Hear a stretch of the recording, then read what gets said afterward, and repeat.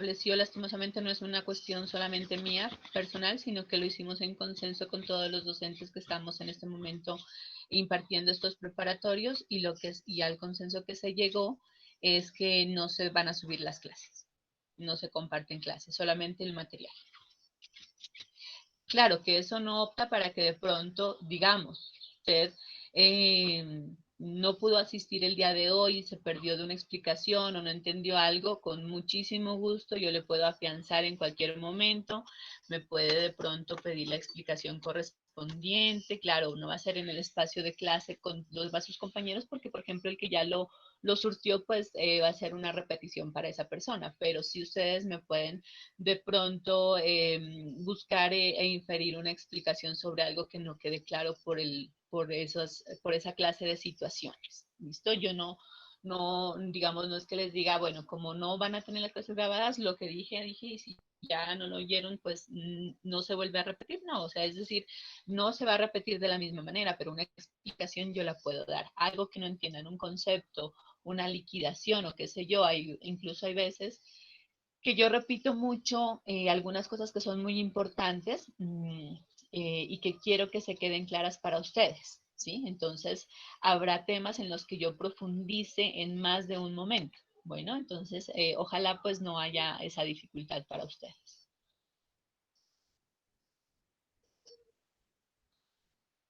Sí, claro, me pueden contactar por vía WhatsApp o me pueden llamar como quieran. Si yo tengo el tiempo y tengo la disponibilidad, no hay ningún inconveniente. ¿Cuál es el número, doctora? Laura, no son nuevas reglas. Lo que pasa es que esas reglas han estado siempre. Lo que pasa es que los demás las han pasado por alto. Entonces, ¿qué se ha hecho? Que se ha tratado de verificar como esa incidencia que han tenido esas actuaciones o esas cuestiones que anteriormente se han venido dando, ¿no? Entonces, lamentablemente, por unos pagan todos, ¿cierto? Pagan justos por pecadores, se puede decir. Ya les comparto mi número. Doctora, ¿Sí? mire, lo que pasa es que al inicio, cuando apenas se iba a implementar lo que es el curso preparatorio virtual, tuvimos una inducción con las directoras y con la decana del programa.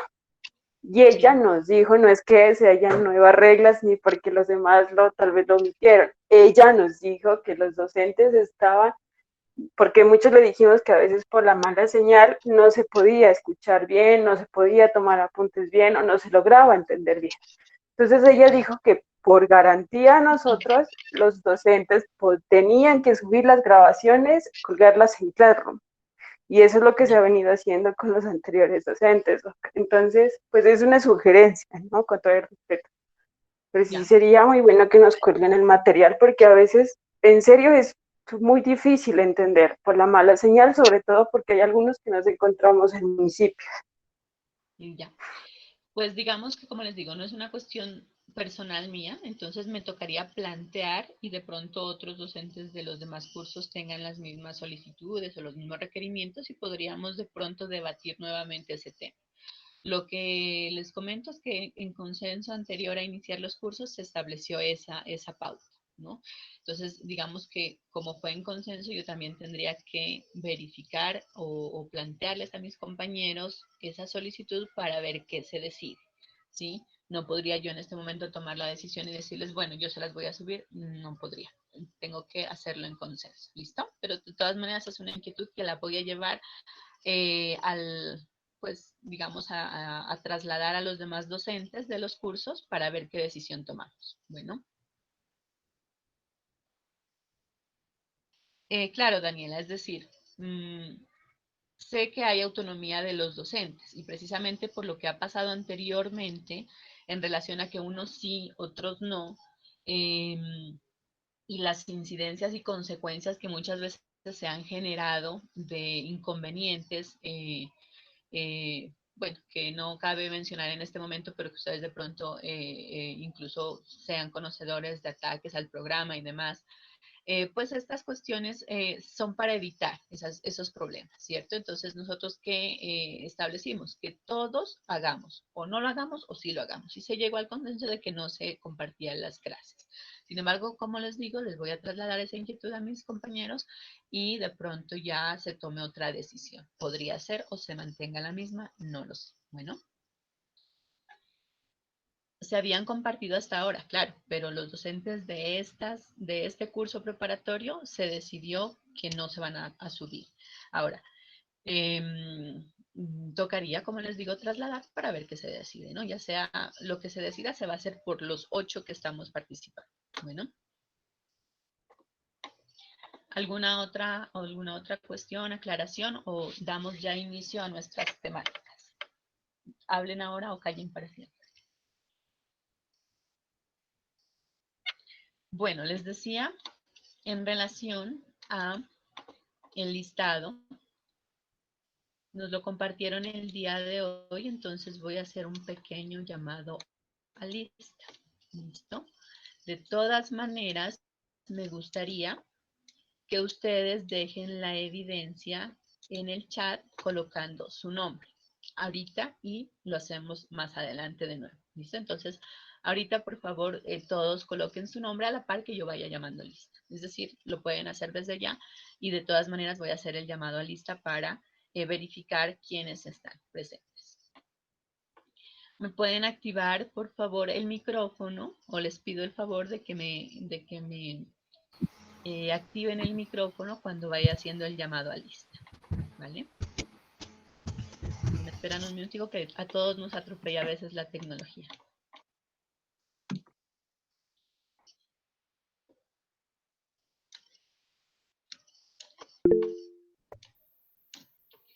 Además tengo este mouse que no me quiero obedecer.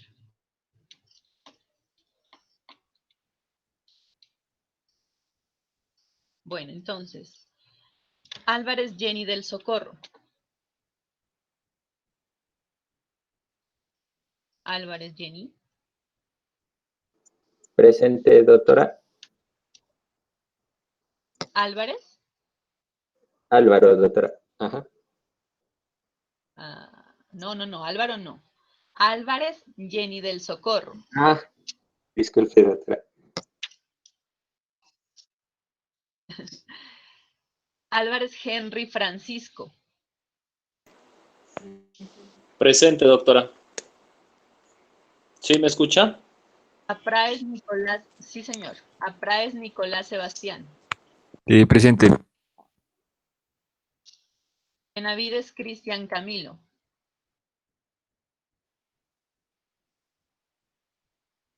Benavides.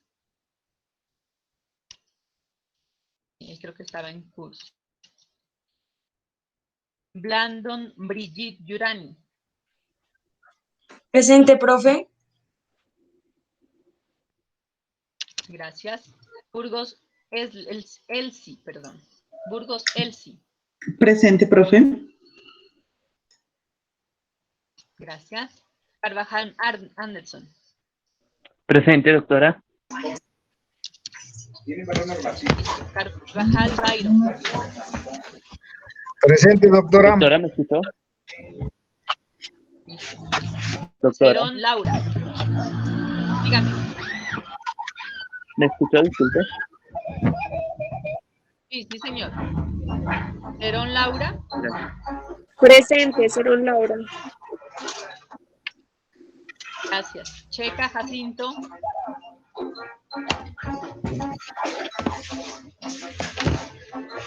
Checa.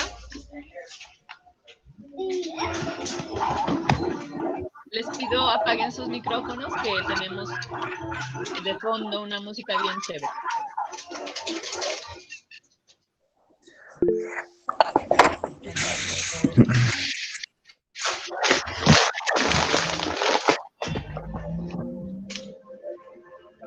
Bueno, Chilanguat Lorena. Presente, doc. Gracias. Coral Nelson.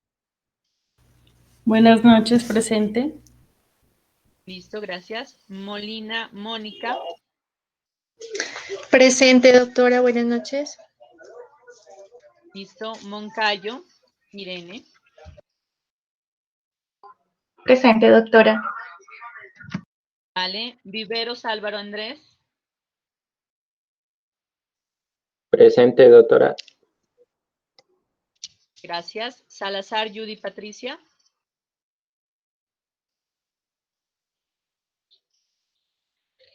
Y Alegría, Indira, Carolina.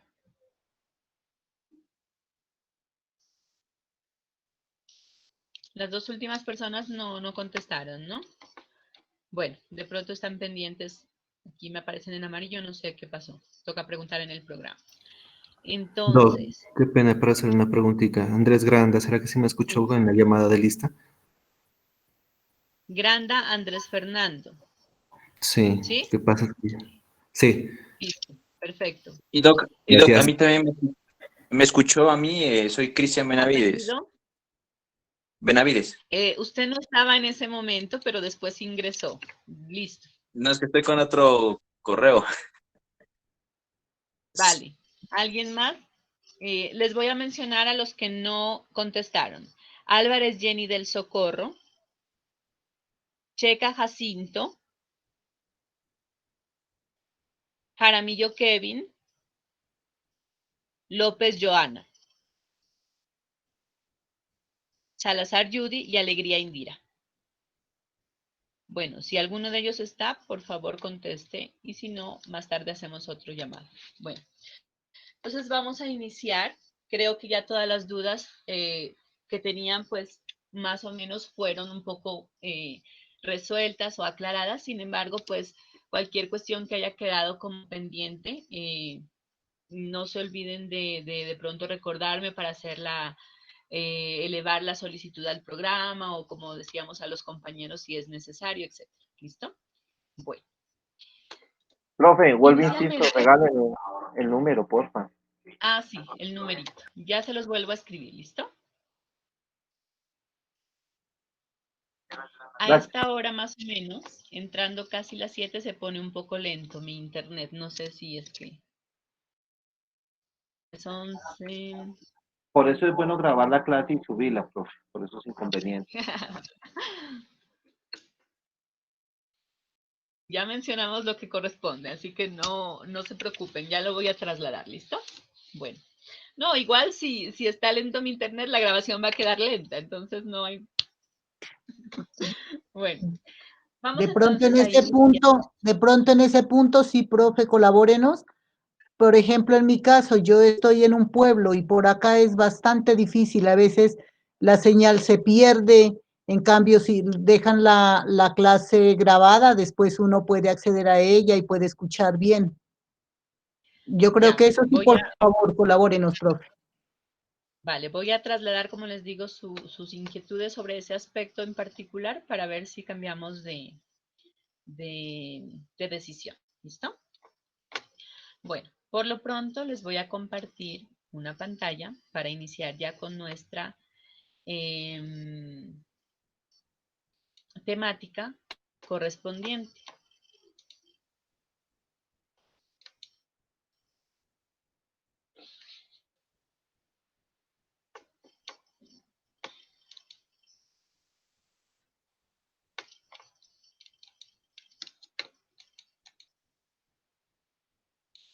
Indira, Alegría. Bueno, entonces, allí yo creo que ya pueden de pronto visualizar, ¿cierto? La pantalla que estoy compartiendo.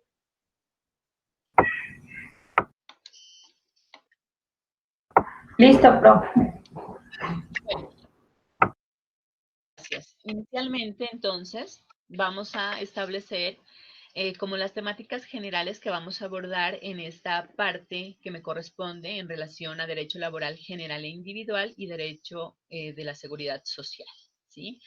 Teniendo en cuenta, pues, algunos, como les digo, digamos, la premura del tiempo en este curso preparatorio, pues, digamos que los temas básicos, objeto de de conocimiento para ustedes y también de evaluación para mí, son los que voy a mencionar. Como les dije, pues llegado ya el momento podríamos verificar si uno de ellos se puede saltar en relación a el objeto de evaluación. Bueno, de todas maneras, pues en el derecho laboral general individual es muy importante el estudio de los principios del derecho laboral en relación a los que están consagrados en el artículo 53, que son los que yo le doy cabida en esta primera fase de las temáticas, porque a partir de ellos se pueden desarrollar y se pueden entender los siguientes temas, o los temas subsiguientes al módulo.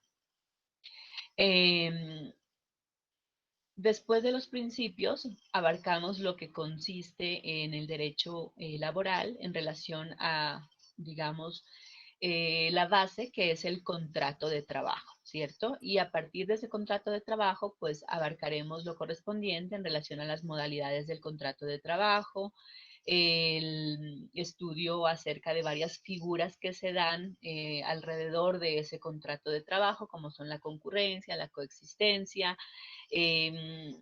Esas modalidades dan lugar a que se haga un estudio específico acerca de pronto de algunos ejemplos que vemos en relación a esa contratación, a diferenciarla con otra como es el contrato de prestación de servicios y otra clase de contratos. Luego de ello, de ver las modalidades del contrato de trabajo, entonces vemos lo correspondiente al periodo de prueba. Mencionamos un poco lo que es un contrato de aprendizaje.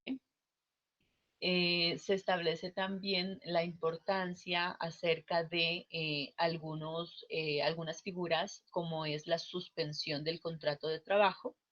Y en relación a esa suspensión del contrato de trabajo, también establecemos como unos ejemplos acerca de cada una de esas causales que están establecidas en la ley.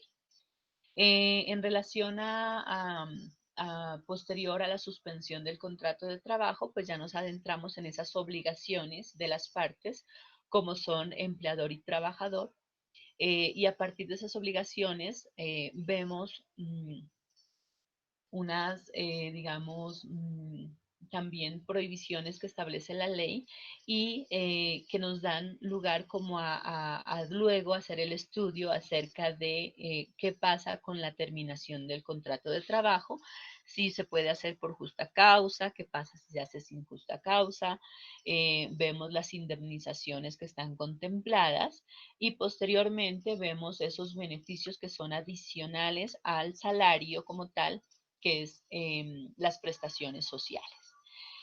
También en cuanto al salario, hay una especificación acerca de ciertos conceptos que se dan a partir de ese vocablo del salario y vemos también lo que corresponde a la jornada laboral, ¿no? Entonces, yo veo que algunos de ustedes fueron estudiantes míos en sexto, ya ahorita son egresados y me place pues verlos a muchos en relación a que solo les compartí unas diapositivas similares o estas mismas en relación a ciertos temas, aunque ha tenido modificaciones, en los que hay unos temas que son base, ¿cierto?, en el estudio del derecho laboral, que no varían a pesar del tiempo, pero que han ido modificándose o ampliándose a través de jurisprudencia, de doctrina, y ello también lo vamos a afianzar en este módulo o en este curso de especial. Precisamente el hecho o la idea del curso especial es no solamente establecer lo que se dijo en clase, o no solamente recordar esos conceptos o establecerlos de ese modo, sino que también alimentar, ¿cierto?, con cuestiones novedosas que se han suscitado a través de jurisprudencia y el estudio de la doctrina. En relación al derecho laboral general individual, esa sería como la temática correspondiente que visualizaremos y que abarcaremos en estas horas que nos corresponden. Ya cuando pasemos al estudio de la seguridad social, es cuando ya nos adentramos en esa otra parte que, digamos, la manejo en relación a salud, pensión y riesgos laborales. Como ustedes bien saben, en su pregrado se estableció o se establece Aparte, el estudio del riesgo común, que es lo correspondiente a la seguridad social en cuanto a salud y a pensiones, y lo correspondiente a riesgos laborales se ve en un módulo aparte. En cuanto digamos que aquí en el curso vamos a ver un todo como seguridad social, pero voy a hacer alusión a cada uno de los subsistemas para establecer las temáticas también, digamos, internamente en cada una de esos subsistemas. En relación al sistema de salud, no es muy amplio. Allí lo que hago hincapié muchas veces es las clases de regímenes, algunas cuestiones acerca de cotización y afiliación, y me centro más que todo en los derechos que tiene el cotizante directo o el afiliado en relación a esas incapacidades y licencias.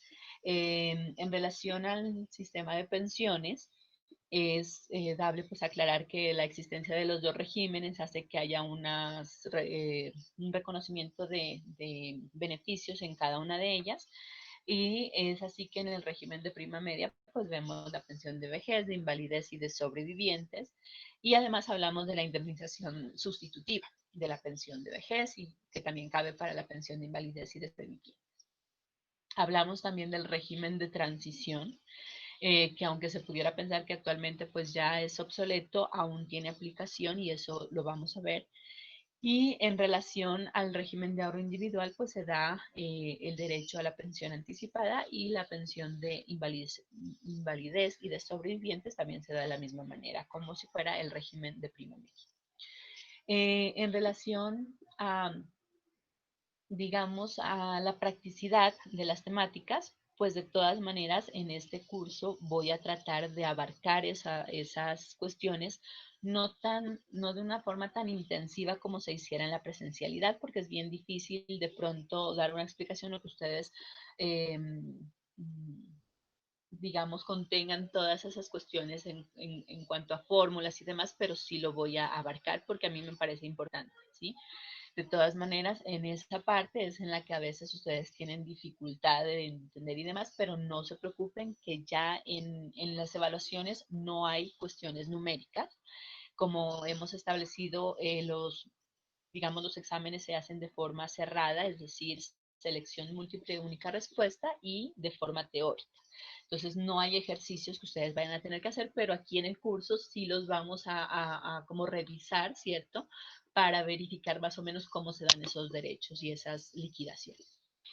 En relación al aspecto, por ejemplo, en jornada de trabajo y en liquidación de prestaciones sociales, indemnizaciones, lo haremos. Y también en la parte de seguridad social en relación a esta cuestión de liquidación de pensiones, ¿no?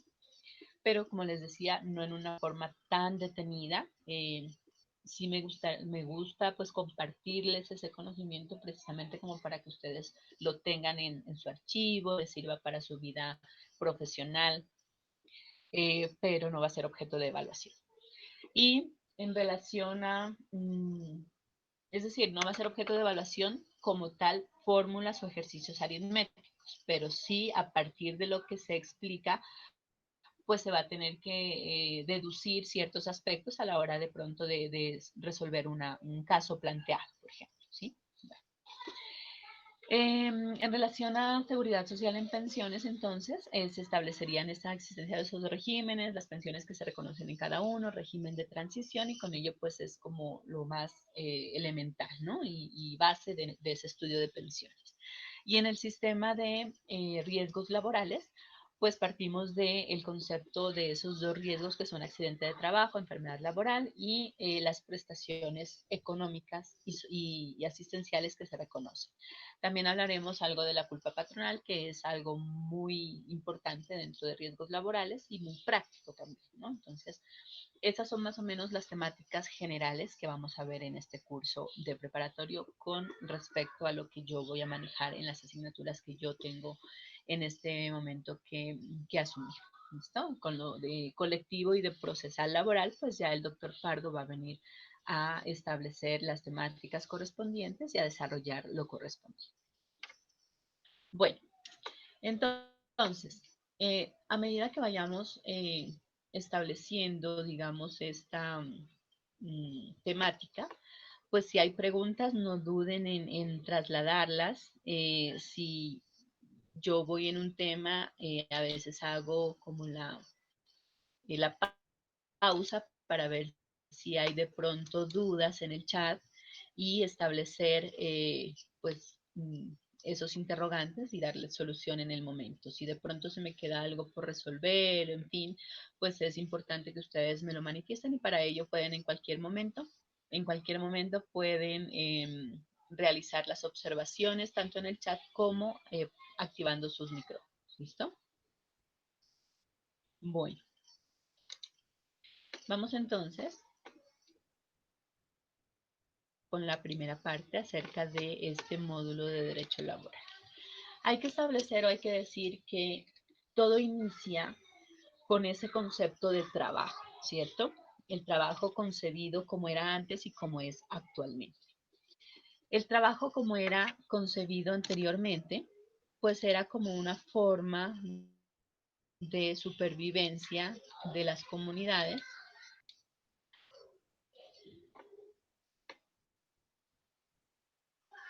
Tengo una pregunta en el chat. Un minutito. Está un poco lento.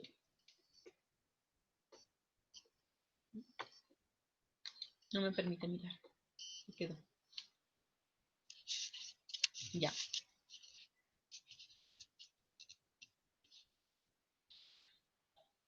Sí, sí señora. Voy a compartir las diapositivas. Este es incluso el material que se va a subir a Classroom, ¿no? Como les indicaba la ingeniera Ángela y les señalaba la doctora Claudia Enríquez, coordinadora de la Oficina de Preparatorios, Classroom fue creado para ustedes precisamente para este material, para que ustedes tengan el material. Lo que nosotros les compartamos va a ser a través de Classroom.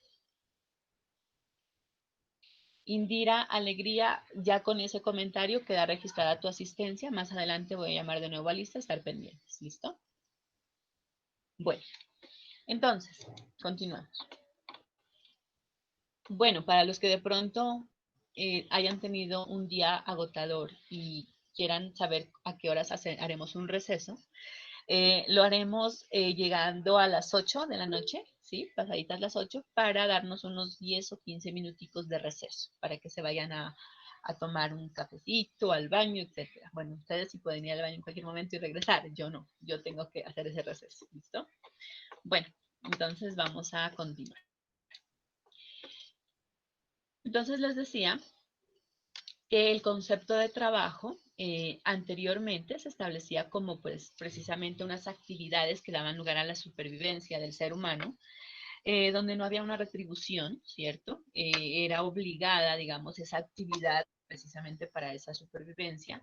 Y ya con el tiempo, pues se ha establecido el hecho de una remuneración, el hecho de que esa actividad sea humana, que sea consciente, que dignifique y humanice al hombre, ¿cierto? Esa es la conceptualización del trabajo. El hecho de que esa actividad que antes se hacía de manera inconsciente, actualmente pues sea de la otra forma, es decir, consciente y para un fin específico, es decir, con una finalidad. El ser humano trabaja por algo, ¿sí? Hemos dicho muchas veces que pues la primera finalidad es como esa retribución, ¿cierto? Económica para solventar las necesidades. Aunque sabemos que no solamente se puede retribuir a través de dinero, y lo vamos a ver, sin embargo, pues esa es la primera finalidad o la más importante en relación a establecer una contraprestación a esa actividad. Ya se da con esta, digamos, con el estudio, ¿cierto?, de esas actividades como tales, pues se establece que es un trabajo, toda labor o actividad que realice el hombre y que ayude a el desarrollo de su sociedad, ¿cierto? Esto es lo que hace que humanice y dignifique al hombre precisamente en ese proceso creador. Hemos dicho muchas veces que todo lo existente es hecho por el hombre y es a través de imprimirle esa actividad laboral, ese trabajo. ya sea una fuerza humana o una capacidad intelectual, lleva a la realización de un trabajo. Bien, bueno. En relación a esa actividad, la clasificamos precisamente o la diferenciamos de otros seres en relación a que tiene que ser una actividad hecha por el hombre, ¿no? Y asimismo trae el concepto, el Código Sustantivo del Trabajo en su artículo 5 al decir que toda actividad humana libre es trabajo, ¿sí? Ya sea material o intelectual, permanente o transitoria, y que una persona natural ejecuta conscientemente al servicio de otra, que ésta sí puede ser natural o jurídica, ¿sí? Y cualquiera que sea su finalidad, siempre que se actúe en ejecución de un contrato de trabajo. Es decir, decíamos la finalidad máxima es la retribución económica, pero no es la única finalidad. Es decir, más allá de trabajar para una remuneración, lo que se establece es que haya otros intereses, por ejemplo, el hecho del desarrollo personal, ¿cierto? Una satisfacción propia y además un servicio a la comunidad, ¿sí? Entonces no solamente es algo automático que uno trabaje en contraprestación a un dinero y ya, sino que hay otros intereses o puede haber otros intereses y hay otras circunstancias que rodean esa realización de ese trabajo. Cuando se asocia la palabra trabajo o cuando se define esa palabra de trabajo, siempre se establece que sea ejecutada bajo un contrato de trabajo. Es decir, no se concibe un concepto de trabajo si no está con base en un contrato de trabajo. ¿Listo? Si no hay un contrato de trabajo, entonces se entendería que es cualquier otra actividad desarrollada. Por ejemplo, una actividad también humana libre puede ser un deporte, ¿cierto? Sin embargo, el hecho de que la persona lo haga por una voluntad propia y no haya los otros elementos, como por ejemplo al servicio de otra persona y que haya una remuneración, pues no va a tener ninguna consecuencia jurídica o que pueda encaminarse a que sea un trabajo como tal concebido legalmente. Tiene que haber una base que es el contrato de trabajo para que se pueda establecer una definición legal de trabajo. ¿Listo? Bueno, en la Constitución Política, en el artículo 25, también se desarrolla ese concepto de trabajo, pero de una forma más amplia. Aquí se dice que ya no solamente se enmarca como una actividad, ¿cierto? Sino como un derecho y que además es una obligación social.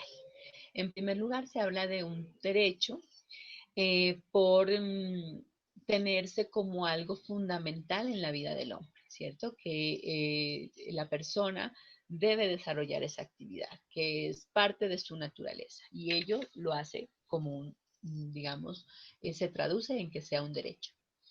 Y una obligación social porque está inmersa en nuestra sociedad esa actividad, es decir, incumbe a todas las personas y debe garantizarse por todos los sujetos, digamos, que están inmersos en esa actividad. Entonces, se dice que es una obligación incluso no solamente de las partes que tienen participación en él, sino que la sociedad en su totalidad debe garantizar este derecho, ¿sí? Que goza en todas sus modalidades, como vamos a ver hay diferentes modalidades, pero se establece que en general este trabajo debe gozar de una protección especial del Estado. El Estado como garante y como, digamos, el principal obligado a el reconocimiento como tal del derecho y el obligado a que se respete, que se dignifique, ¿cierto? Entonces, el Estado tiene un papel fundamental porque este es el que va a dar esa o va a brindar esa protección que requiere este derecho. Y decimos que toda persona tiene derecho a un trabajo en condiciones dignas y justas. Con estas cualidades o condiciones de dignidad y de justicia es cuando también se desarrolla lo que corresponde a el trabajo decente, ¿cierto? El trabajo decente que se desarrolló mediante la OIT, que es la Organización Internacional del Trabajo, establece una definición de trabajo no solamente como una actividad, ¿cierto? Sino le complementa este significado con la palabra decente al establecer qué condiciones debe tener el desarrollo de esa actividad productiva. Entonces dice aquella actividad productiva que es justamente remunerada, que es una de las condiciones, y que se ejerza según las condiciones de libertad, equidad, seguridad y respeto a la dignidad humana. En relación a estas, digamos, características que debe tener el trabajo, el desarrollo de esa actividad como trabajo, pues están la libertad, ¿cierto? Como esa libre elección que debe tener toda persona a la hora de desarrollar una actividad.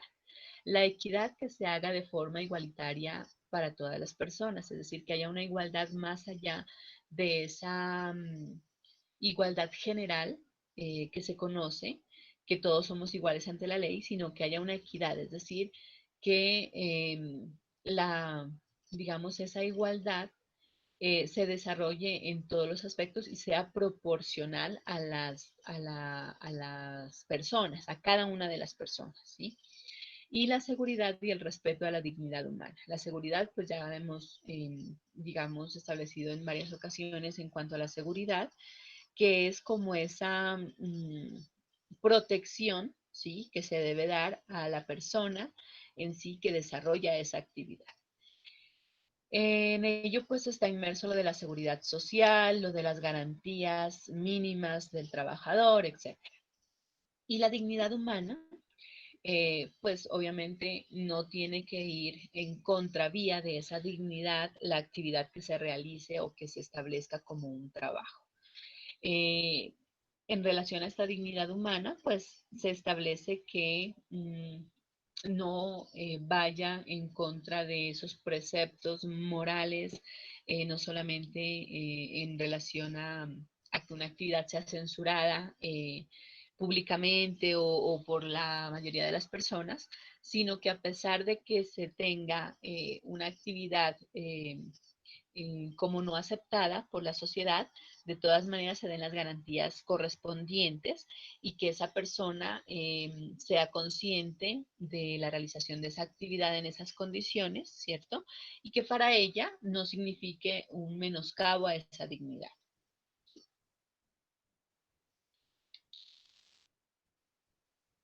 Bueno, hemos establecido en esta parte que al hablar del trabajo decente y de el derecho y obligación social de ese trabajo, se considera que si bien el trabajo independientemente estudiado no es un derecho fundamental, ¿cierto? Aunque es un derecho, pero no lo es fundamental.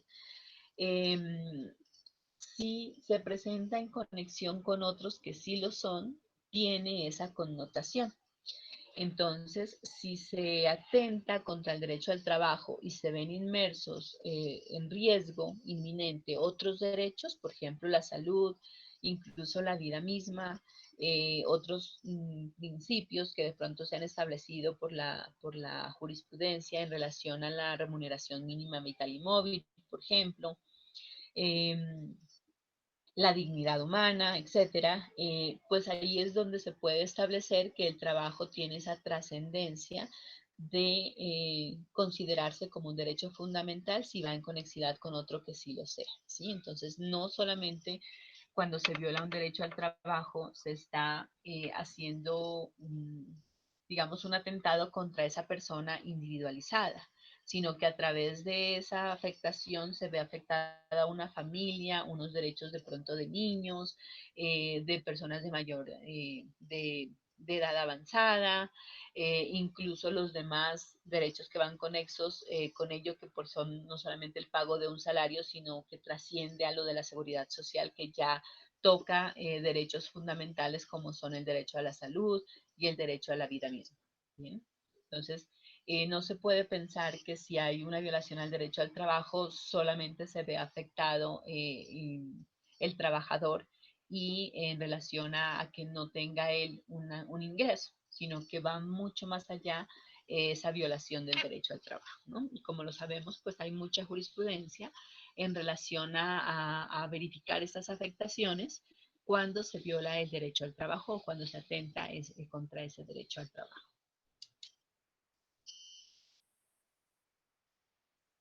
Bueno,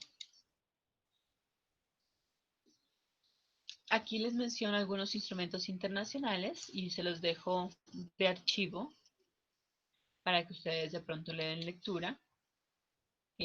Como unos antecedentes, ¿cierto? Como antecedentes en relación a qué fue lo que se reglamentó inicialmente para llegar a lo que tenemos actualmente, a establecerse el derecho al trabajo como un derecho casi fundamental y que tiene, digamos, unos principios que se han establecido constitucionales para las garantías mínimas de esos trabajadores. Precisamente, se establecen a nivel constitucional actualmente esos principios del derecho laboral.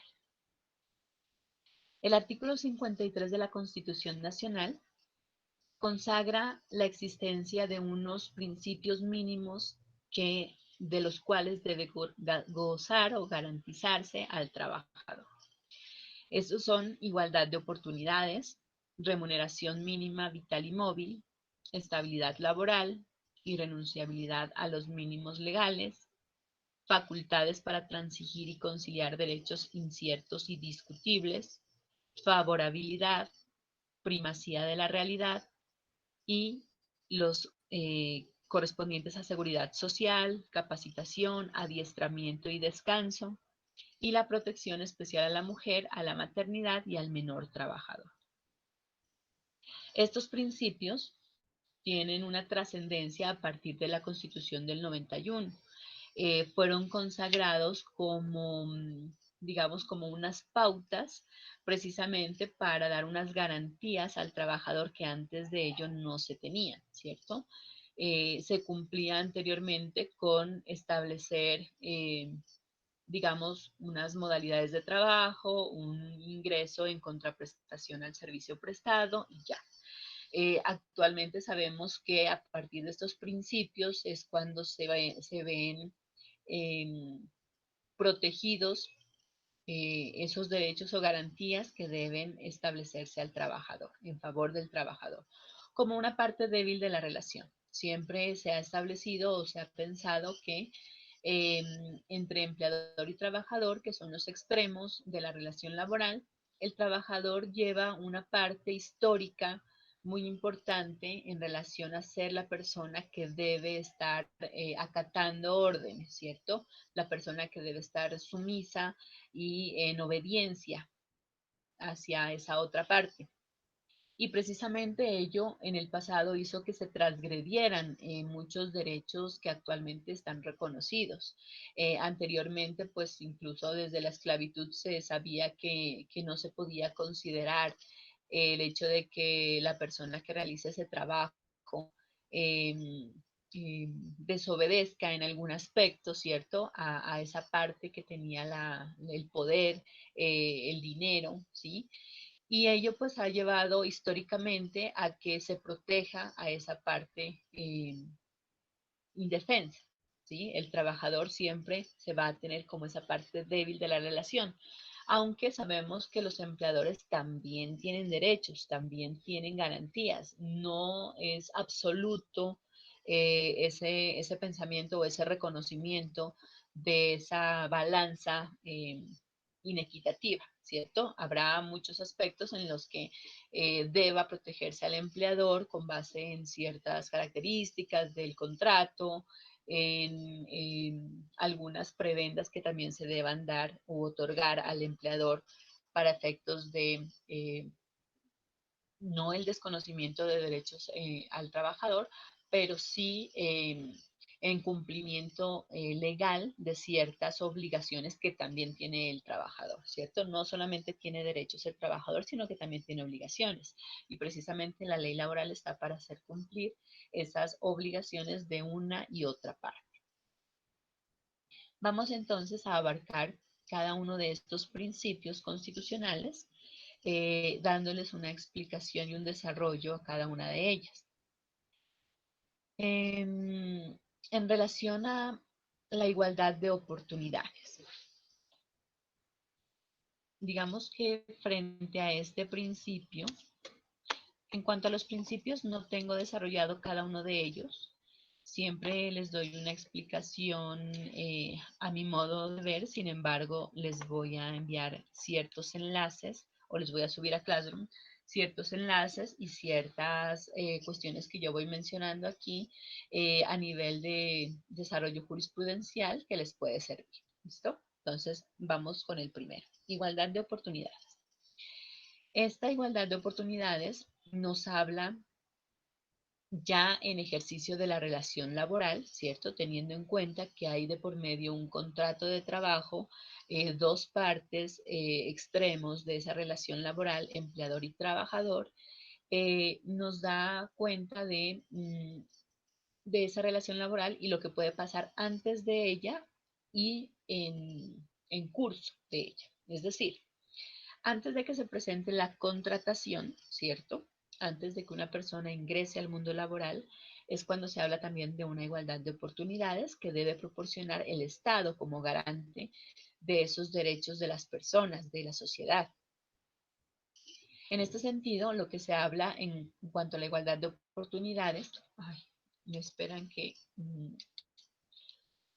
no estoy grabando y de pronto si ya nos establecen compartir las clases, pues es importante que eso ustedes lo tengan. Hasta ahora pues no ha sido como trascendental lo que he mencionado, están las guías, pero a partir de este momento sí es bueno iniciar con la grabación.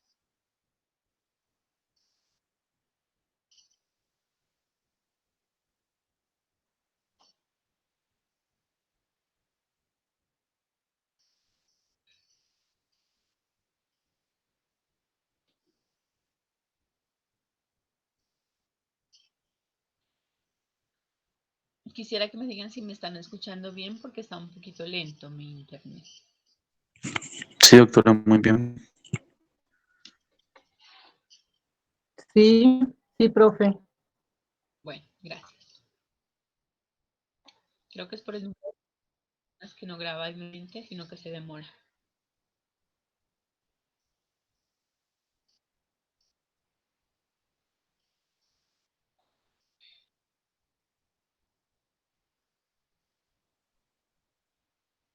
Esperemos que inicie a grabar porque pues es importante que esto que no está desarrollado como en un módulo específico escrito, lo tengamos en grabación por si ya puedo compartirles las grabaciones.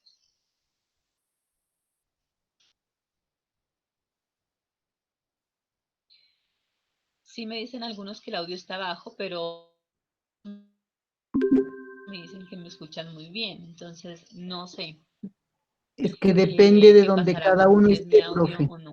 Yo tengo, como les decía, al 100% y ya no puedo. Bueno, ojalá no, aunque me escuchen bajito, me logren. Yo estoy aquí hablando como si estuviéramos en clase, durísimo, por si de pronto ya no tengamos el inconveniente de que se vaya la voz. No sé por qué no graba inmediatamente.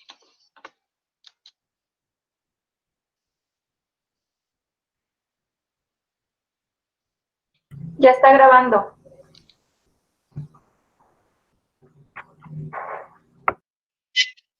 ¿Sí? Vale, perfecto. Pantalla no me aparece todavía.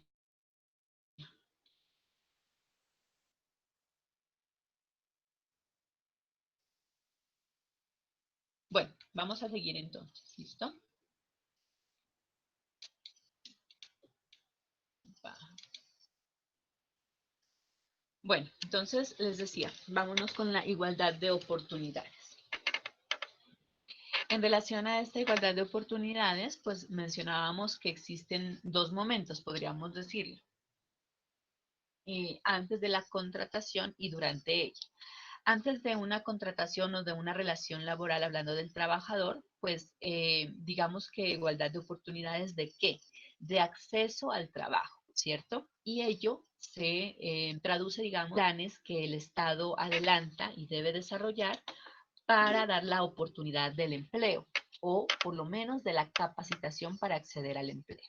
Entonces, como ustedes saben, está el SENA en relación a dar capacitaciones, brindar oportunidades de empleo con la inscripción de la hoja de vida, el llamado para cuando hay convocatorias, la transparencia y la meritocracia también hace su parte en ello, en la igualdad de oportunidades, precisamente el hecho de que cada vez se establezca o se amplíe ese panorama de acceder a puestos o cargos públicos en relación al mérito, pues da lugar a ese desarrollo de esos planes del Estado para precisamente dar esa oportunidad laboral. En relación a cuando se está ya en el vínculo de la relación laboral, pues se trata de que esta persona que es el empleador, ¿cierto? Como una de las partes de la relación laboral, pues dé lugar a que haya una transparencia en el ingreso, ¿cierto? De esos trabajadores, en la escogencia, que no sea o que ella no obedezca a otros factores como por ejemplo la amistad, la política, etcétera, sino que haya esa igualdad de oportunidades para todas las personas. Que se den todas las garantías que se deben dar en este tipo de contratos laborales, ¿sí? Y que independientemente de la modalidad, pues se den todos los aspectos que deben rodear una relación laboral. En cuanto al salario, las prestaciones sociales, la garantía del acceso a la seguridad social, etc. Esto en relación a la igualdad de oportunidades, es decir, que todos tengamos las mismas oportunidades de acceso a un trabajo. Incluso el Estado, pues, estableció hace unos años, creo que fue en el 2011, me parece, a ver, 2015, más o menos, es la ley del primer empleo. En relación a esta ley del primer empleo, pues fue dirigida o como un plan estratégico para que las personas jóvenes tuvieran su primera oportunidad laboral. Y pues digamos que frente al seguimiento que se le ha hecho a la eficacia de esta norma, pues dio unos buenos resultados en relación a que las empresas contrataron o dieron la oportunidad de un primer trabajo a muchos jóvenes de nuestro país. Y así pues con otros planes que pudiéramos pensar en relación a que el Estado pues varias veces se ha preocupado por precisamente establecer o hacer la disminución en ese porcentaje del desempleo, ¿cierto? Bueno, eso en cuanto a la igualdad de oportunidades. En relación a la remuneración mínima vital y móvil. Esta remuneración mínima vital y móvil es o tiene incidencia pues en esa contraprestación respecto de ese salario, ¿sí? Sabemos que el salario, como lo vamos a ver pues y desarrollar más adelante, es esa contraprestación al servicio prestado, que en últimas, como les decía, es la finalidad máxima que persigue el trabajador precisamente para tener con qué solventar sus necesidades básicas o las de su familia. Sin embargo, frente a esta, digamos, remuneración, la jurisprudencia ha hecho unas diferenciaciones en estos tres aspectos, ¿sí? Dice o hace una clasificación o una diferenciación entre si es mínima, si es vital y si es móvil. ¿Cuándo pasa cada uno de estos aspectos? En relación a esa remuneración o salario del trabajador, pues sabemos que está establecido por ley, digamos, un tope mínimo, ¿sí? Y eso es a lo que hace alusión la remuneración mínima. Es decir, que se establezca, por ejemplo, a nivel de nuestro país, está establecido que nadie puede devengar menos del salario mínimo respecto de una jornada máxima legal. ¿Listo? Entonces, Digamos, cuando pensamos en que hay personas que hacen un trabajo cumpliendo una jornada máxima laboral, que en Colombia es 8 horas diarias y 48 a la semana, y devengan menos de un salario mínimo, es cuando se está atentando contra esa remuneración mínima, porque muy bien podríamos hablar de un trabajador que trabaja medio tiempo. Si gana menos del salario mínimo, pues es bien. ¿Por qué? Porque el salario mínimo está pensado para que sea una retribución proporcional a esa jornada que se debe trabajar en Colombia, ¿sí? Entonces, el salario mínimo no puede desconocerse siempre que haya un trabajo proporcional a una jornada máxima legal o a una jornada ordinaria pactada entre las partes que se asemeje a una jornada máxima legal. En relación a esta remuneración mínima, pues la idea, digamos, inicialmente, cuando se establece el procedimiento de fijar la remuneración mínima en Colombia, se hace a partir de que sea un consenso entre las partes intervinientes. Esto es en relación al empleador y al trabajador, pero no solamente a estas dos partes, sino a los que también tienen incidencia en esa decisión, que son las personas. Bueno, el Estado también tiene su participación allí, es decir, que un representante del Estado también tiene incidencia, un empleador, un trabajador, y no solamente se hace tripartita, sino que se extiende a otros dos grupos de población, que son los desempleados y los pensionados, por también tener incidencia para ellos esa afectación económica. En relación a esa remuneración mínima, pues se establece que el procedimiento general debería ser que haya un consenso entre estas partes, que se fije entre ellas cuál va a ser esa remuneración mínima en Colombia. Sin embargo, debido a esa falta de consenso, pues la ley ha establecido que cuando no haya una decisión, se hará a través de decreto por el gobierno nacional, y esto es lo que se hace comúnmente, y cada año, iniciando cada anualidad, se establece en Colombia cuál es el salario mínimo, ¿cierto? Este salario mínimo, pues ya sabemos que parte de aspectos como esos índices económicos del país, la inflación, costo de vida, ¿cierto? Entonces hay muchos aspectos económicos que son estudiados para fijar esa suma que va a ser en últimas, la que se diga es el salario mínimo o la remuneración mínima. Bueno, a eso hace alusión la remuneración mínima, que hay un tope mínimo el cual no puede ser desconocido, digamos, al trabajador. En este caso en Colombia es el salario mínimo que actualmente está en una suma aproximada de, se me fue en este momento, no sé si alguien tenga el dato del salario mínimo, no lo recuerdo.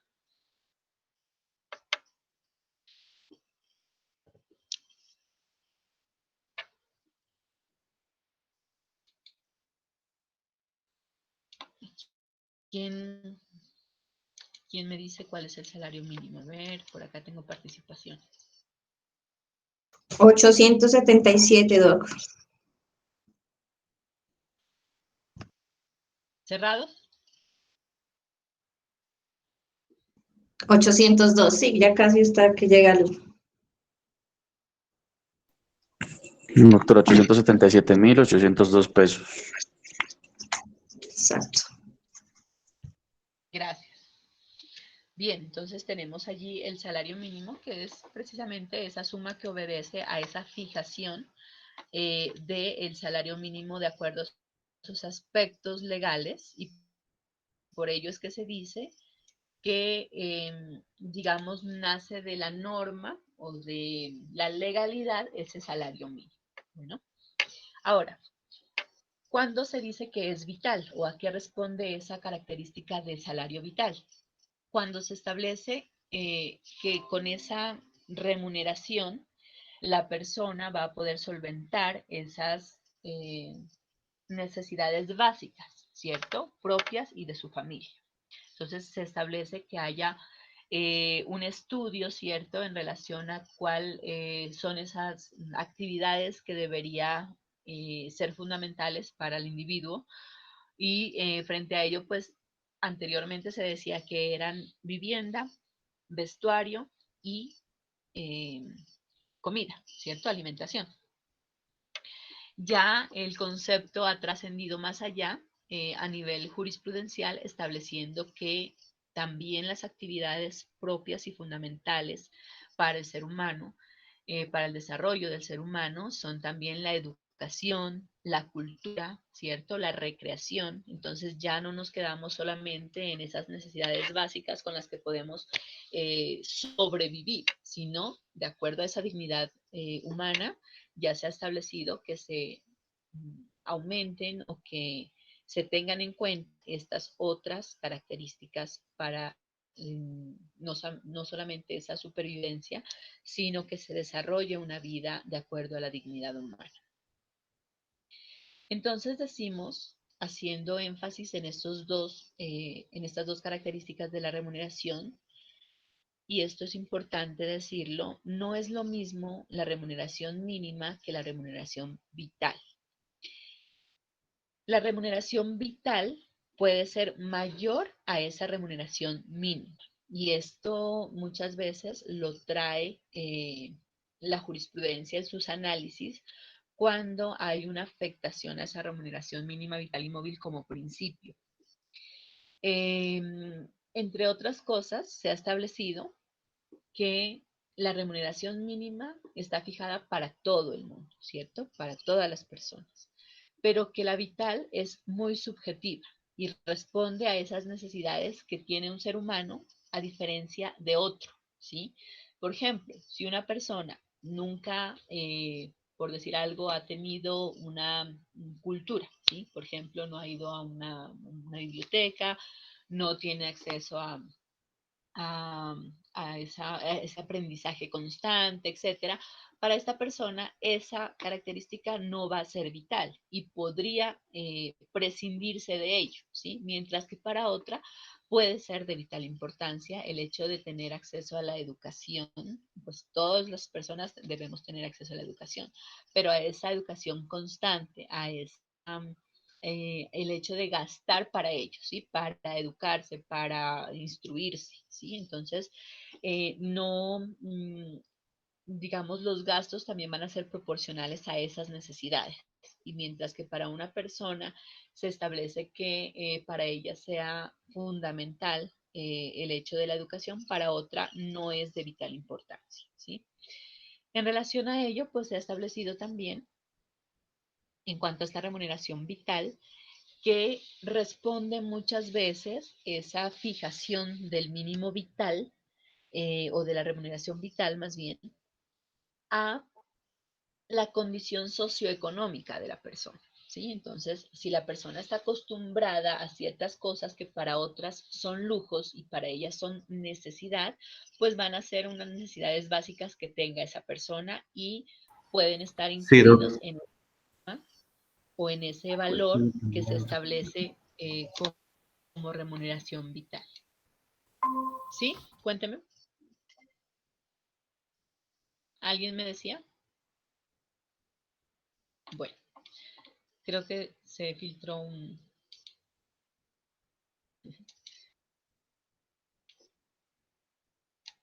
un sonido por ahí.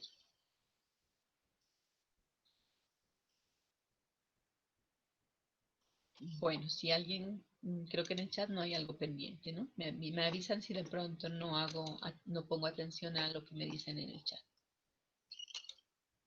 Bueno, esto, diga.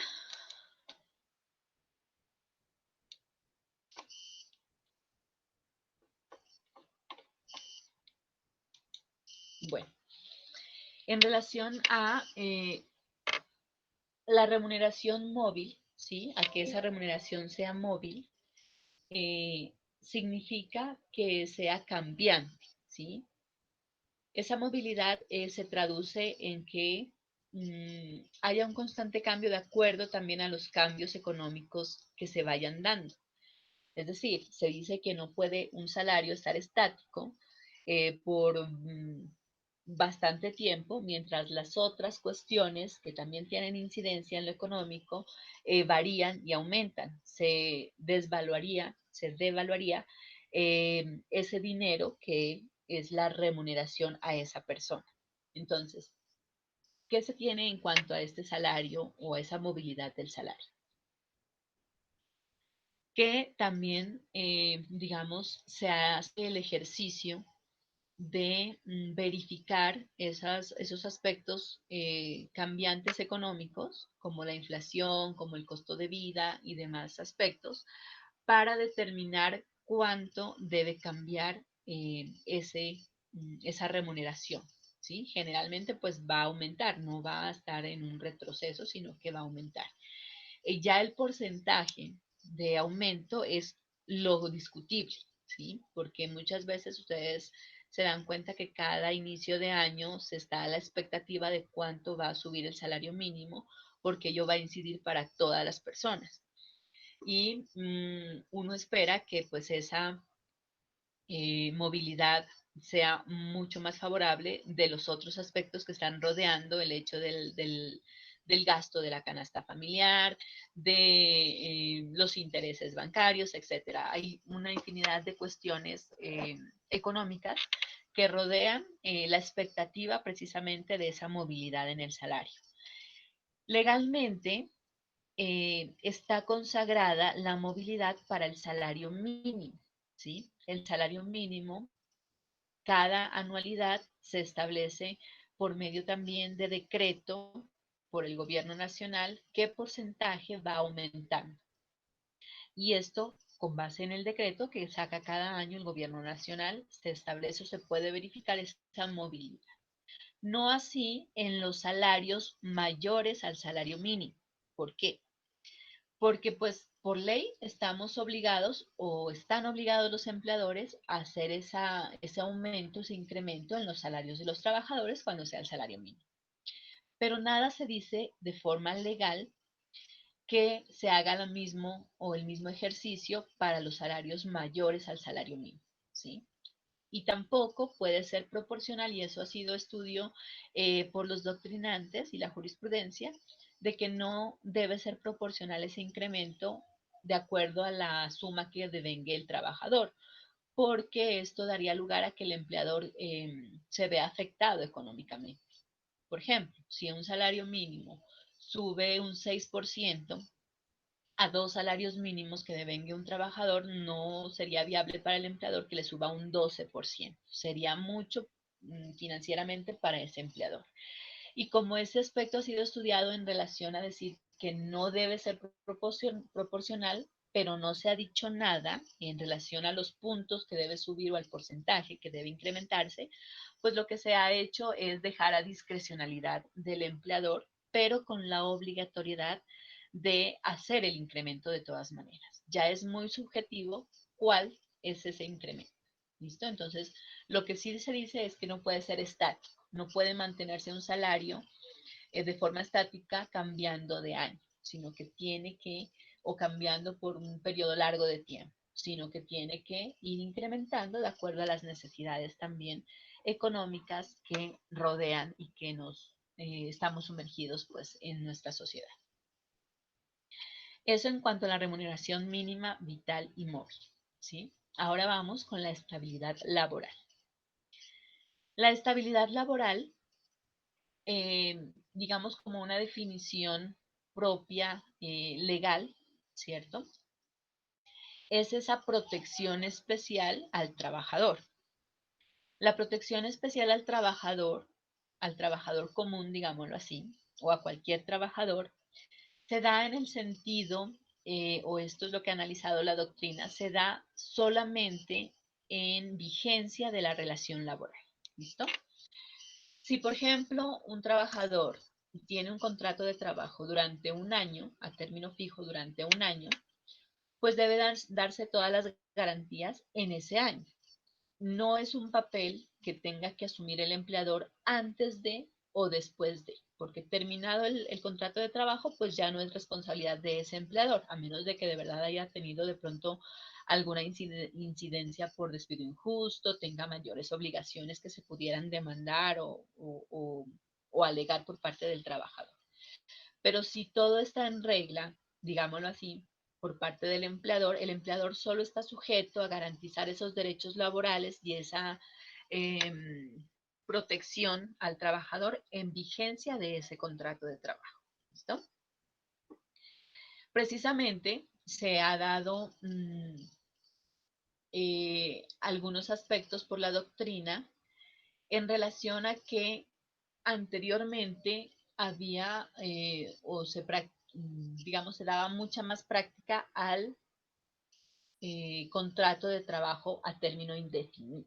Bien, es decir, muchos doctrinantes dicen que inicialmente el tipo de contrato que se dio inicialmente antes de hacer como esa clasificación, ¿cierto? Era el contrato de trabajo a término indefinido. Es decir, se contrataba a una persona y se le daba una garantía de estabilidad laboral haciendo ese contrato a término indefinido.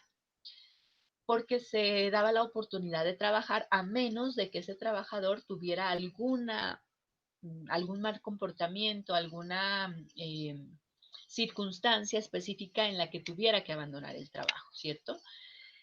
De eso se trataba la estabilidad laboral, incluso antes cuando se garantizaba con esa clase de contratos que se hacían. Antes se hacían mucho más contratos de trabajo a término indefinido. Ya cuando se dio esa clasificación y se estableció esa diferenciación entre contrato a término fijo y, digamos, la autorización de la ley en relación a que se hagan hasta por periodos cortos, ¿no? Porque la ley consagra que exista un contrato de trabajo a término indefinido, a término fijo menor a un año, que esto para el trabajador no es, digamos, beneficioso, ¿sí? Y además por la mala práctica de los empresarios y de los empleadores en relación a utilizar esa clase de figuras en beneficio propio sin pensar en esa trascendencia social, en esa afectación que le hacen a sus trabajadores y a las familias y a toda una sociedad, ¿cierto? Bueno, entonces lo que decimos es que la estabilidad laboral se da con base en el contrato que se tenga. Entonces, si tenemos un contrato a término indefinido, pues hay una mayor estabilidad laboral porque no hay una fecha de terminación y se supone que el trabajador va a seguir vinculado mientras no haya una causal que pueda dar lugar a esa terminación del contrato. Por otra parte, el contrato a término fijo, como lo decimos, es como un poco ese límite, ¿cierto?, a la estabilidad laboral. Porque por el hecho de aducir el vencimiento de término, se dan contratos muy cortos y aquí viene la mala praxis en relación a los empleadores cuando para rotar de personal o para prescindir de alguien por otras razones, ¿cierto? Incluso personales, se aprovechan del vencimiento de ese término para ya dar por finalizado y no hacen una renovación del contrato como debería ser si no pasara ninguna otra causa que diera lugar a esa terminación. Sin embargo, pese a que la estabilidad laboral está dada en ese sentido, ¿cierto? Hay una figura que va un poquito más allá, que ustedes la conocen, y es la estabilidad laboral reforzada. La estabilidad laboral reforzada, ¿de qué nos habla?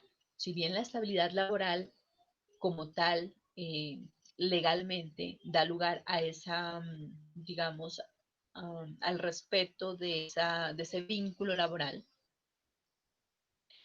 la estabilidad laboral reforzada es una figura que se determinó a través de jurisprudencia, es decir, esta ya no es de forma legal, sino que se desarrolló a nivel jurisprudencial, estableciendo una garantía para cierto grupo de personas. No es absoluta, es para cierto grupo de personas y que cumplan ciertas condiciones, ¿cierto? Que cumplan ciertas condiciones.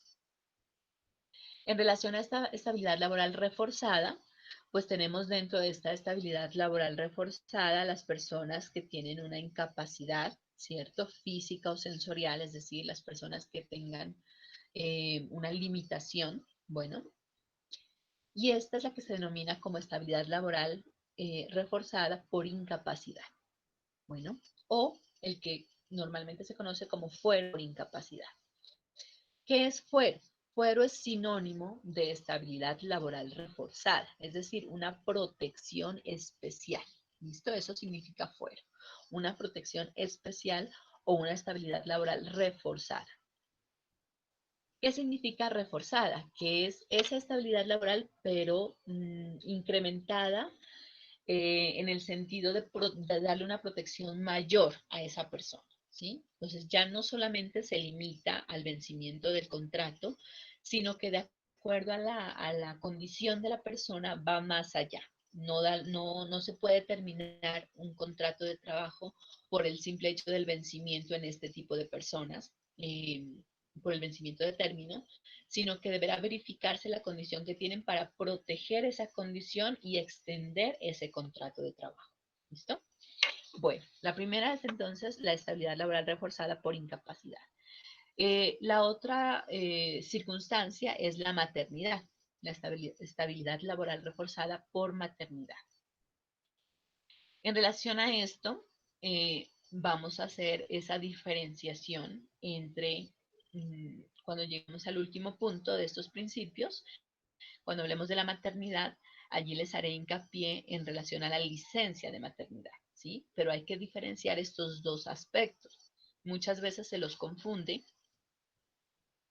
y uno, el de la licencia de maternidad, tiene origen legal y simplemente es la protección de un derecho que está consagrado en la ley.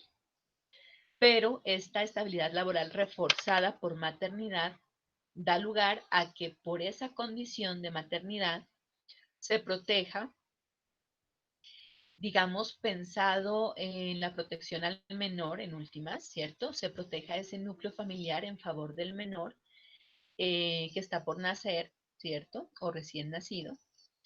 Y da lugar a esa protección especial en la que a la trabajadora con esta condición no se la pueda despedir ni desmejorar, ¿cierto?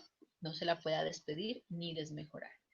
En el fuero de incapacidad o estabilidad laboral reforzada por incapacidad, también digamos que existe la prohibición de despido, ¿listo? Allá es la prohibición de despido por esa condición de incapacidad. Aquí se habla de una protección del no despido y de no desmejorarla laboralmente.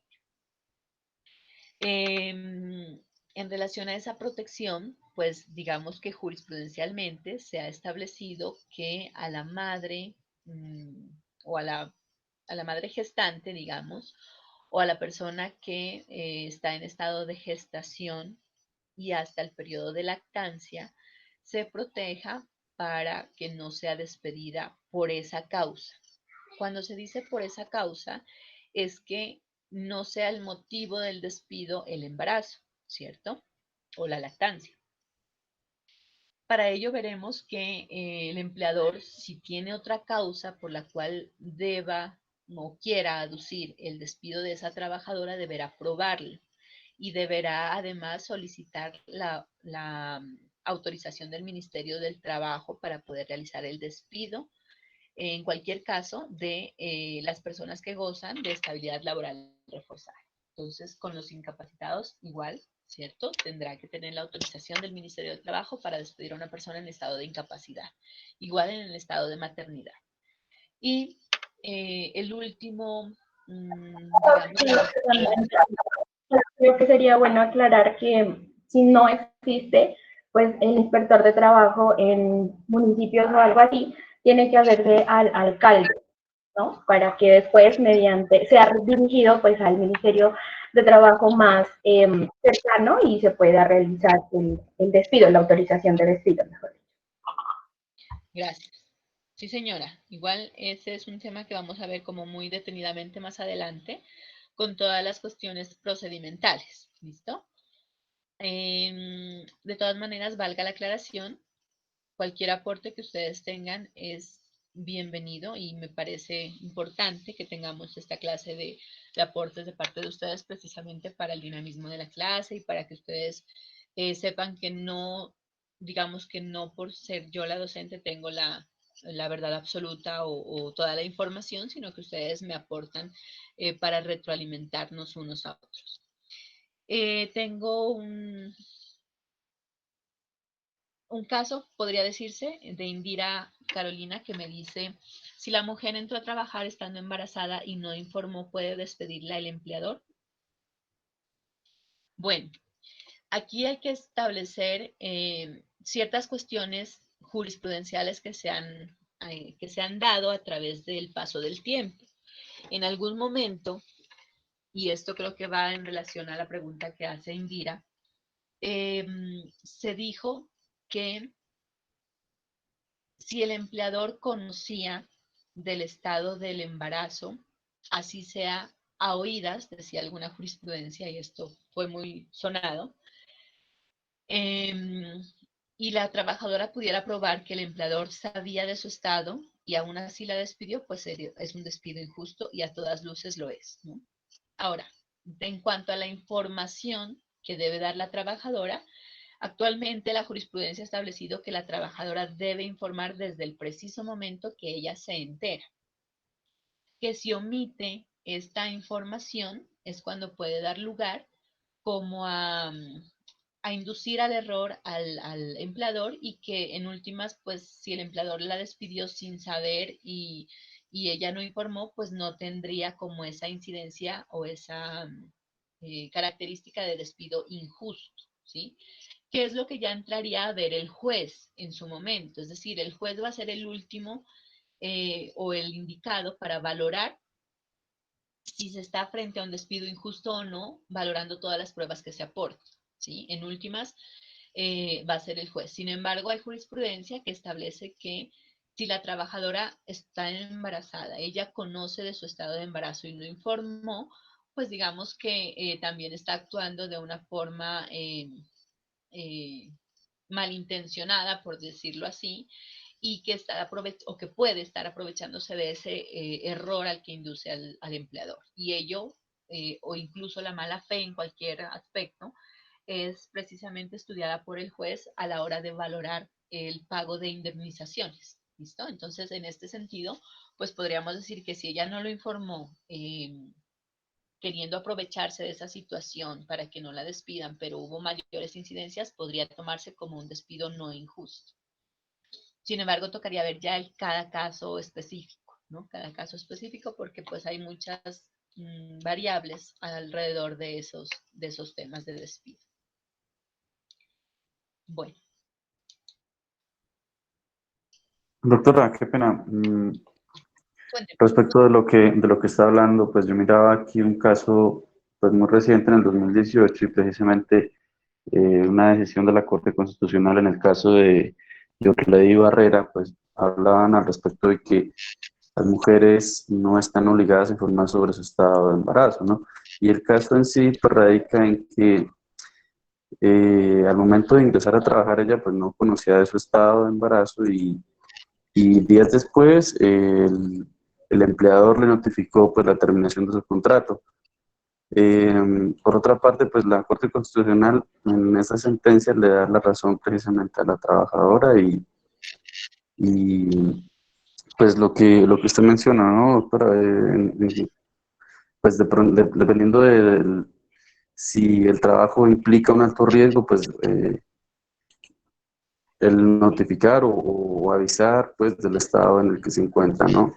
Y lo otro, doctora, con respecto a que los empleadores no están o bueno, no pueden practicar pruebas de embarazo como un condicionante para acceder al trabajo o a la vacante, pues que tenga como, porque pues atentaría o bueno, pondría como en desventaja a las personas o a las mujeres pues que están participando de la convocatoria. Sí. Sobre ese aspecto, digamos que se ha dicho en últimas, o la conclusión de la Corte Constitucional, sabemos que es muy proteccionista con los derechos de los trabajadores, ¿cierto?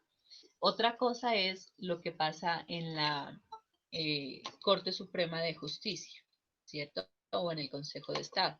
Sin embargo, la Corte Constitucional es muy garantista con los derechos del trabajador, porque ya llegan los derechos fundamentales que han sido objeto de violación o de inminente riesgo. En este sentido, pues, precisamente por esa protección es que se ha establecido muchas veces que dándole, digamos, esa protección, le dan la razón al trabajador en relación a ciertos aspectos que de pronto la ley ha colocado como obligantes, ¿sí? Porque de pronto hay mucho mayor peso del derecho fundamental frente a los procedimientos legales. Bueno, entonces, si depende del punto de vista que se tenga en qué corte estamos analizando un asunto para saber precisamente con base en qué es que se protege o no un derecho. Y generalmente en la Corte Constitucional se le da esa protección al trabajador. Sin embargo, en muchas sentencias se ha establecido precisamente el hecho de que sería una violación a esa intimidad, digamos, al mismo derecho al trabajo, que se hagan exámenes, por ejemplo, de ingreso, o que se hagan exámenes o pruebas de embarazo, y toda clase de exámenes en que violan de pronto esa intimidad, ¿cierto?, del trabajador como tal. Pero se hace la aclaración que si se tienen estos como una, digamos, como un arma, ¿cierto?, para limitar el derecho al trabajo. Entonces, muchas veces hay que evidenciar si hay o no mala fe del empleador en ese sentido, si ha habido esa violación, si se ha dado esa violación por la mala fe del empleador al querer limitar el acceso o el ingreso al trabajo, o hacerlo porque quiere despedir a esa trabajadora o a ese personal, ¿sí? Entonces, muchas veces se debe o incluso los jueces tendrán que hacer esa evaluación, ¿cierto? Ese análisis respecto de la existencia de la mala fe y de qué circunstancias rodean esas actuaciones tanto del empleador como del trabajador para en últimas tomar una decisión. Pero si bien hay que hacer un análisis muy objetivo, pues finalmente la Corte Constitucional se inclina por la protección de los derechos del trabajador cuando de pronto se ha visto desprotegido por consecuencia de esas malas praxis o de esa violación de los derechos por parte del empleador, así no haya sido de mala fe. Bueno, entonces ahí sí, como les decimos o como se dice, o como decimos los abogados, ustedes también ya lo deben estar diciendo, depende, ¿cierto? Depende de ver todas o hacer ese estudio completo al caso en particular, porque no podríamos en algunos aspectos generalizar, ¿sí? Entonces, por eso es que incluso en la misma jurisprudencia hay contraposiciones de fallos, ¿cierto? Como les digo, en algunos tiempos se establece una cuestión, cambia totalmente la apreciación de esa corte, porque se presentan otros aspectos o se presentan novedades o cambia la legislación, etcétera, y toca estar a la vanguardia precisamente con el análisis de la jurisprudencia. En últimas, pues muchos pronunciamientos se inclinan precisamente a la protección del trabajador, así haya mala fe del empleado, así haya mala fe incluso del trabajador, perdón, ¿no? Entonces, tocaría examinar cada aspecto en particular. Y en cuanto a la prueba de embarazo, pero se puede solicitar en casos especiales, como por ejemplo cuando son trabajos de riesgo, pues que representan un riesgo para la embarazada. Ahí sí se puede pedir la prueba de embarazo, ¿cierto? Sí, eso. Lo que decía el compañero y lo que dices tú, cabe también mencionar que hay ciertas solicitudes o requerimientos que se hacen al trabajador, no porque se esté, ahí sí como decimos, se verifica la mala fe, porque en este sentido, pues precisamente es para garantizarle esos derechos al trabajador de que, por ejemplo, si esta trabajadora en estado de embarazo se expone a riesgos, pues obviamente van a tener incidencias en en algún accidente o una enfermedad, responsabilidad del empleador. ¿Por qué? Por no haberse percatado del estado de salud para no enviarla a hacer esa actividad, por ejemplo, de alto riesgo, o sabemos que una persona en estado de embarazo no puede exponerse a radiaciones o a alturas, etcétera. Entonces sí hay, como dicen ustedes, esa salvedad a nivel jurisprudencial precisamente se ha hecho en relación a que es de obligatorio cumplimiento hacerse una de estas pruebas por parte de la trabajadora cuando se trate de actividades que ella no vaya a poder desempeñar, ¿sí? Entonces, digamos que incluso las altas cortes y la jurisprudencia en sí emitida por ellas es respaldando precisamente esos derechos que hacen esa excepción, ¿cierto? Mal harían si no se colocara ello como una salvedad, porque pues estarían precisamente realizando que digamos que se vean inmersos precisamente los empleadores en esa responsabilidad y solo por el hecho de pronto de hacer una protección general, ¿no? Entonces, precisamente no se podría tener como esa visión, sino que proteger al trabajador también significa no exponerlo a esos riesgos y como lo veremos más adelante en riesgos laborales, pues esa clase de riesgos en los que se puede ver inmerso también la responsabilidad no solamente del empleador, sino también del sistema y del Estado.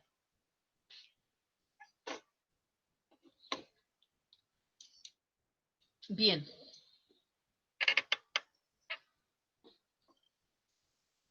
En relación a esta estabilidad laboral, hay otro grupo de trabajadores que, digamos, goza de esta protección especial que se denomina fuero sindical, ¿no? Ya que hace alusión a qué grupo de trabajadores. A algunos, se dice, aquí no podemos generalizar, sino que son algunos trabajadores sindicalizados los que gozan de este fuero o protección especial laboral, de estabilidad laboral reforzada. ¿Por qué no se dice todos? La misma ley consagra, es decir, a pesar de que el fuero o la estabilidad o la protección es desarrollada por la jurisprudencia, para este caso la ley ha establecido o ha previsto esta situación para el caso particular del fuero sindical. Entonces, la ley, el Código Sustantivo del Trabajo, establece para quienes está dado este derecho o esta protección. Y nos habla de los fundadores del sindicato. Entonces, no es para todos los trabajadores sindicalizados, porque al sindicato pueden pertenecer cualquier trabajador, ¿cierto? Pero no todos gozan de fuero sindical o de protección de estabilidad laboral. Entonces, va dirigido a los fundadores del sindicato, a los adherentes, es decir, las personas que una vez conformado el sindicato se unan a él, ¿cierto? Y para los que pertenecen a las juntas directivas, a la junta directiva.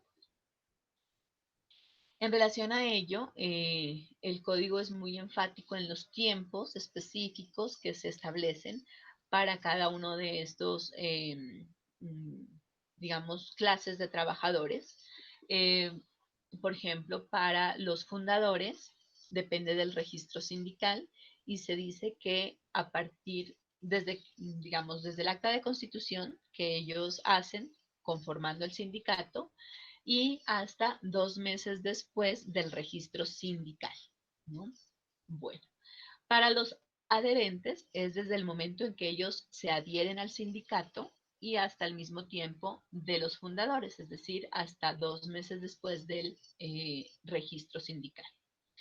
Para los que pertenecen a la junta directiva, se establece que sea desde digamos, desde que entran a ser parte de esa junta directiva durante el tiempo que duren en el cargo y hasta 6 meses después de terminar su mandato. Bien. Bueno, esos son como los generales. También el código en la parte colectiva nos habla de que gozan de fuero sindical las personas o los trabajadores que aún sin ser sindicalizados participen en el pliego de peticiones, ¿no? Y este fuero se denomina comúnmente como circunstancial porque es precisamente solo para ese hecho. No hay un término mayor o no hay un tiempo más allá de esa participación que se establece, gozan de esa protección de estabilidad laboral reforzada. Muchos doctrinantes hablan respecto de la estabilidad laboral reforzada también de los prepensionados. Es decir, digamos que esta se ha venido desarrollando desde hace unos años hasta el momento. No era una figura que estaba desde el principio establecida con la Constitución del 91, como sí en los otros aspectos que hemos venido mencionando. Entonces es como un poco nueva esa protección especial y se podría tener como una de esas fueros, aunque no está determinado así propiamente dicho por doctrinantes y por jurisprudencia. Pero sí la jurisprudencia ha desarrollado el tema en relación a establecer que por vía legal se establece que hay una prohibición de despido para las personas que le falten 3 años o menos para pensionarse. Y esta prohibición de despido pues hace precisamente el hecho de que se goce de una protección especial. Es decir, si yo estoy a puertas de pensionarme, me faltan 3 años o menos, no me pueden despedir hasta el momento en que me pensiono. ¿Bien? Entonces se entendería que son como otra población que goza de esta estabilidad laboral reforzada. Y hay otra población que también se menciona con base en una ley un poco nueva, aunque ya lleva 10 años, que es la 1010 del 2000, más de 10 años, a ver, desde el 2006, sí, mucho más, 14 años, que es la ley que desarrolló el acoso laboral. Y con base en ello, se establece que mientras un trabajador tenga, digamos, vigente un proceso de acoso laboral o una investigación dentro de la empresa de acoso laboral, no puede ser despedido, ¿no? Entonces, esta es un poquito menos mencionada y casi no tomada en cuenta como una estabilidad laboral reforzada, pero está ahí el planteamiento legal.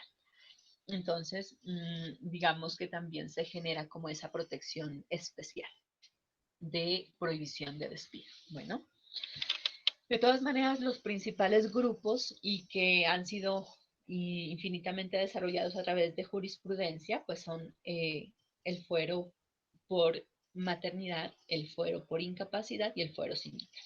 ¿Listo? Esos son como los principales aspectos de la estabilidad laboral reforzada. Ay. Bueno, en cuanto al siguiente principio, que es la irrenunciabilidad. Sí. Perdón, lo que pasa es que hace unos días yo estuve leyendo una jurisprudencia que hablaba sobre la estabilidad ocupacional reforzada. Entonces, o sea, yo la verdad no entendí muy bien como la diferencia entre estabilidad laboral reforzada y estabilidad ocupacional reforzada. Ya. Seguramente el término ocupacional hace alusión a riesgos laborales, ¿no? Anteriormente se establecía que salud ocupacional se denominaba a lo que actualmente es conocido como seguridad y salud en el trabajo. Y muchos términos todavía se siguen usando o de pronto pues no es un término actual, pero igual se sigue utilizando muchos vocablos, ¿no? De los que se tenían antes de que se reformara el sistema de seguridad de riesgos laborales. Entonces, cuando hacemos alusión a ocupacionales durante el trabajo, cuando se habla de ocupacional, generalmente se hace alusión a esa seguridad y salud en el trabajo, que no es otra cosa de la protección en riesgos laborales. Y seguramente se hacía alusión sin lugar a equivocarme, que, digamos, se da la protección cuando el trabajador tiene esa incapacidad que mencionábamos, pero por accidente o enfermedad laboral. ¿Sí? Entonces, porque esa incapacidad puede tener los dos orígenes, el riesgo común o el riesgo laboral. Y si es con base en el riesgo laboral, es que generalmente se denomina así, incapacidad ocupacional, por ejemplo, o protección por estabilidad ocupacional, como lo mencionabas. Entonces puede ser, puede obedecer a ese vocablo, a ese aspecto. Listo, Mónica. Mónica me dice, fuero es sinónimo de protección especial o de estabilidad laboral reforzada. ¿Listo?